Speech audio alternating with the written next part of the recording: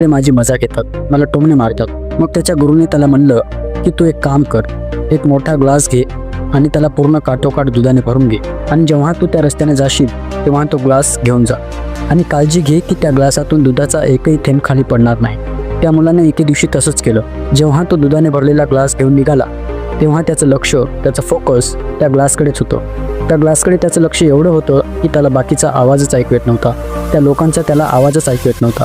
तो एवढे लक्ष देऊन तो ग्लास घेऊन चालत होता की त्या ग्लासातलं एकही थेंब खाली पडू दिला नाही।